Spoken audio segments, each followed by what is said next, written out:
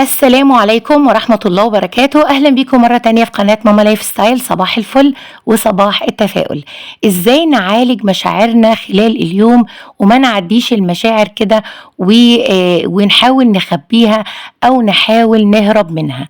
أحيانا إحنا بنتخيل إننا بنعرف نتعامل مع مشاعرنا بقى بالقلق والخوف أو الإحساس مثلا بالضغط، لكن المشكلة إننا مش بنعرف نتعامل معاها، إحنا بس بنعديها وبنحاول نهرب منها ونهرب من إننا نعترف بيها أو إننا نواجهها أو إننا نتعامل معاها.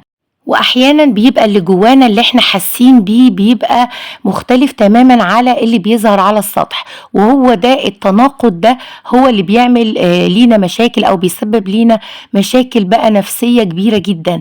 لازم اللي جواكي يبقى هو برضو اللي بره، لازم القيم والمبادئ اللي جواكي اللي انت ملتزمة بيها هي اللي بتطلع بره. ما ينفعش انت بتظهري انك يعني عندك قيم ومبادئ وانت جواكي مش كده، او مثلا بتظهري مشاعر الهدوء والسكينة وانت جواكي بركان من المشاعر مش عارفة تعبري عنه وبتخمديه كل شوية جواكي، وده طبعا بيأثر بشكل سلبي جدا عليكي. لازم تعرفي تخرجي المشاعر دي بشكل إيجابي وبشكل يعني يسمح انك تعبري عن نفسك وفي نفس الوقت ما تأذيش الناس اللي حواليكي. هنتكلم النهاردة عن فكرتين في الفيديو. الفكرة الأولى هنتكلم عن 5 حاجات انت بتعمليها علشان تعدي مشاعرك وتهربي منها وتدفنيها جواكي. والفكرة التانية هنتكلم ازاي نقدر نعالج مشاعرنا ونخرج المشاعر دي بشكل ايجابي وشكل فيه يعني اصلاح لينا. تعالوا مع بعض بقى نبدأ الفكرة الأولى، وهي 5 حاجات بتعمليهم أو بنعملهم علشان نعدي المشاعر اللي جوانا ونهرب منها. أول حاجة إنك بتلاقي نفسك بتتجنبي المشاعر دي، بتتجنبي إنك تعبري عنها أو تتكلمي عنها مع أي حد أو حتى مع نفسك. حتى وانت بتكتبي عن مشكلة معينة تيجي بقى نقطة عند المشاعر دي تهربي وما تحاوليش تكتبي عن المشاعر اللي جواكي. رقم 2 إنك بتستخدمي المشتتات علشان تبعدي نفسك عن الإحساس اللي انت حاسة بيه. ممكن تقومي تتفرجي على حاجة مثلا معينة تقعدي بالساعات تتفرجي عليها، او تقعدي على السوشيال ميديا بالساعات، بتحسي انك بتهربي من الاحساس اللي جواكي. او تقومي تنامي برضو فترات طويلة بتهربي من المشكلة وبتلهي دماغك وعقلك عن الحاجات اللي لازم تفكري فيها وتلاقي ليها حل او تخرجي المشاعر دي اللي جواكي.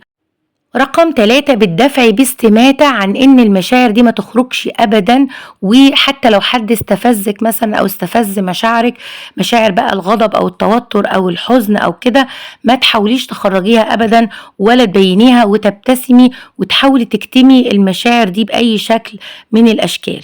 رقم 4 بتحجمي مشاعرك ومش بتخرجيها بالشكل الكامل. حتى لو في مثلا انت حزينة جدا وزعلانة فيه دموع نزلت، بتحاولي تمسحيها فورا وتكبتي المشاعر دي وتكتميها. رقم 5 بتفصلي نفسك عن مشاعرك وعن اللي بيدور جواكي، وبتحسي انك عندك شخصيتين، انت الحقيقية اللي جواكي وانت اللي بره اللي مش بتحاول تبين اي حاجة جواها ولا تعبر عن اي حاجة جواها. تعالوا بقى مع بعض نيجي للفكرة التانية، وهي طريقة عملية ازاي بخطوات معينة نقدر نعالج مشاعرنا ونتعامل معاها بشكل ايجابي.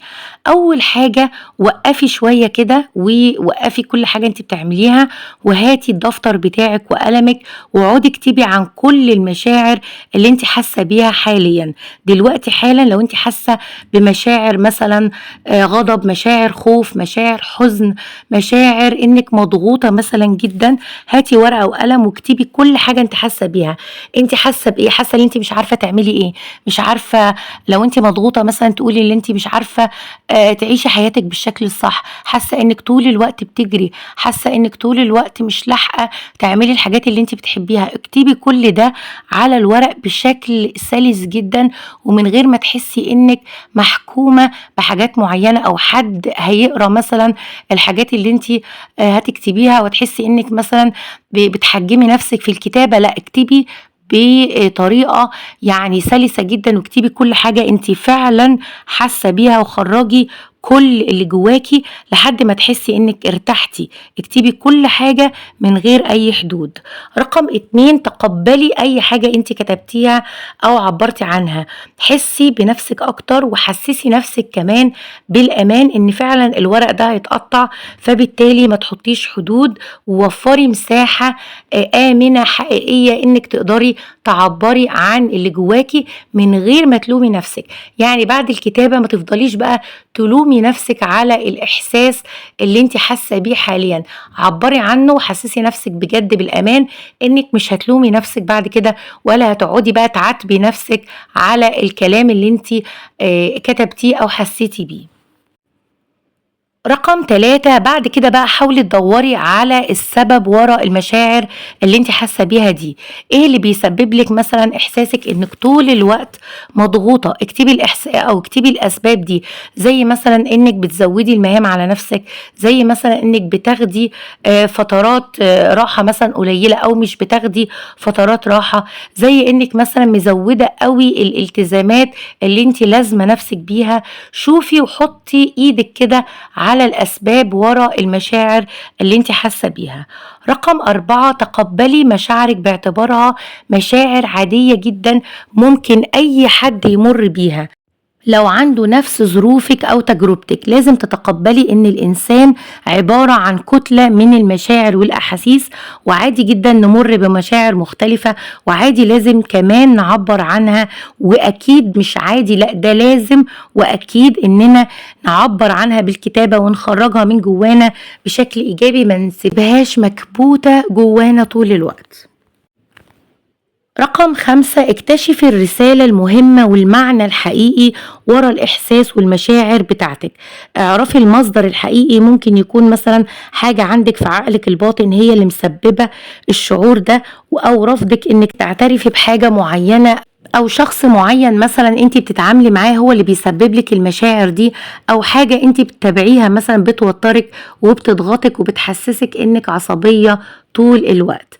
وكمان اكتشفي المعنى اللي عايزة توصلك ليه المشاعر دي. احيانا احساسنا بالضغط واننا طول الوقت مضغوطين دي المشاعر دي عايزة توصلك احساسك، او عايزة توصلك رسالة معينة انك محتاجة ترتاحي، محتاجة ترتبي اولوياتك، ومحتاجة توقفي شوية علشان تشوفي حياتك ماشية ازاي وترتبيها بشكل يريحك بعد كده. زي مثلا احساسك بالعصبية الشديد جدا وانك بتتعصبي لأتفه الاسباب، يعني اسباب تكون بسيطة جدا وبتتعصبي ليها، ده برضو جاي يوصلك معنى معين وحاجة معينة ان في حياتك حاجة ناقصة، فبالتالي ده بتعملي اسقاط نفسي وانك دايما عصبية ومتوترة ومش عايزة تعبري عن السبب الرئيسي اللي معصبك. زي مثلا انك مش بتعملي الحاجات اللي انت بتحبيها، او مش بتحققي ذاتك، او مش بتعملي الحاجة اللي ترضيكي، فبالتالي انت متعصبة ومش حابة حياتك، ودايما بتتعصبي على اولادك وعلى زوجك. حاولي تشوفي المعنى ورا المشاعر دي والسبب وراها علشان تعرفي تتعاملي معاها بشكل ايجابي وبشكل صح. ده الفيديو بتاعي النهاردة، وقبل ما اسيبكم طبعا حابة اعرف رأيكم في التعليقات، لان المواضيع دي بجد ممكن تأثر على حياتنا بشكل كبير جدا واحنا مش واخدين بالنا.